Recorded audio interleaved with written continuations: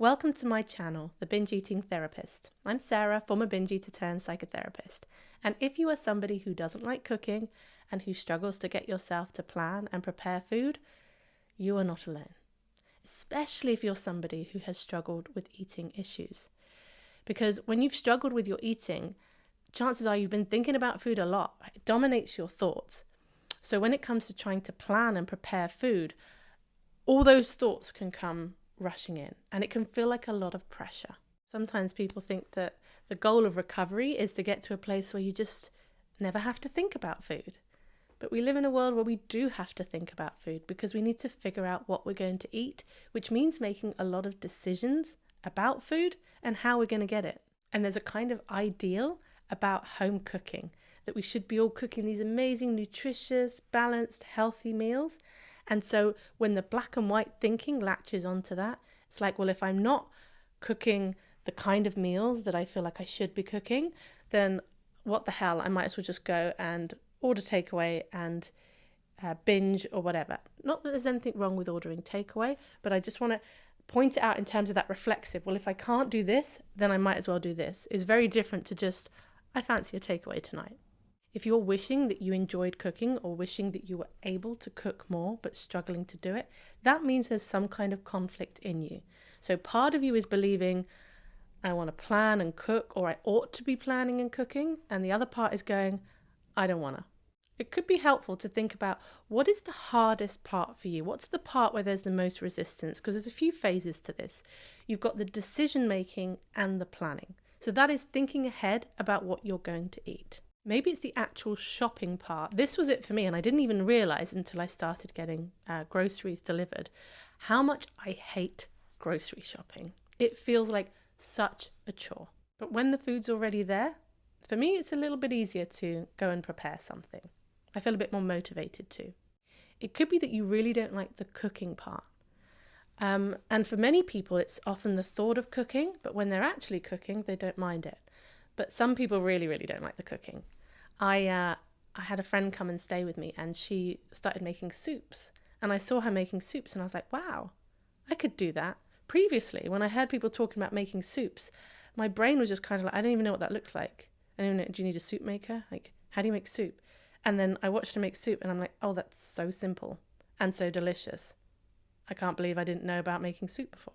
Now, this might not be relatable to you at all, but sometimes it can be this idea of, I don't know how to do this thing, so I feel stressed at the idea of learning it.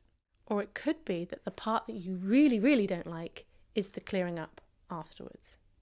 So for some people, all the other part of it's okay, but the idea of having to clean up the mess after you've cooked, like everything in them is just like, no, I don't want to do that. So when you're looking at these four areas, the planning, the shopping, the cooking, and the clearing up, rather than saying, oh, I should just make myself do that, asking yourself, how can I make this easier?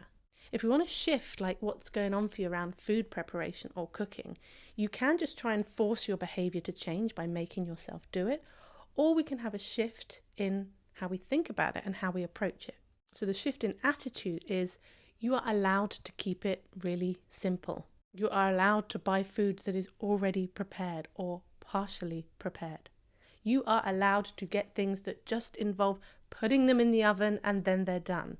And notice if you're turning the cooking thing or the not cooking into an identity. Are you someone who says, I hate cooking, or I can't cook, or I don't cook? It sounds pretty benign, but that takes a big psychological shift to going to someone who's like, okay, well, I can heat stuff up and I can chop some stuff.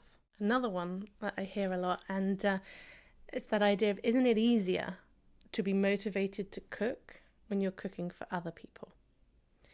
And I see this as well a lot with my clients and even in myself, that it's okay when it's doing it for somebody else, but to do it just for me, it either doesn't seem worth it, or there just feels less impetus to look after myself in the way that I might be willing to look after others when it comes to food.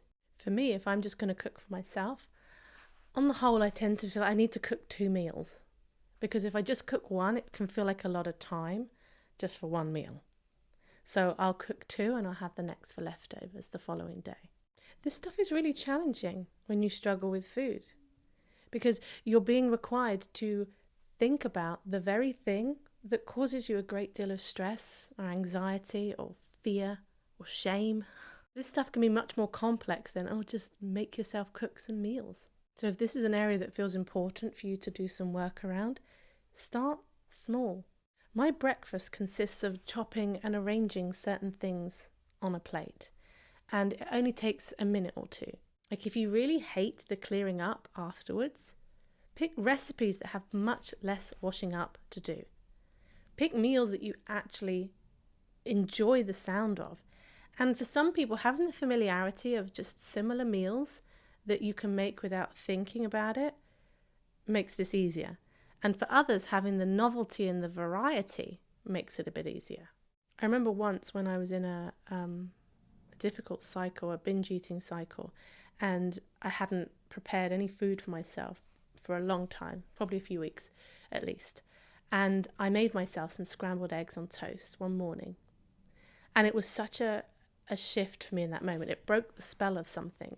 And it was so seemingly small, making some scrambled eggs on toast, but it meant something really important. And I guess asking yourself the question, what are you making it mean when you prepare food for yourself? Because if you make it mean, oh, I'm doing it right and I'm doing what I'm supposed to be doing, and I should be doing this, and I'm finally doing what I should be doing, then the rebel might kick off. And the part of you that's resistant isn't going to want to carry on with it because it doesn't feel like you're choosing to do it.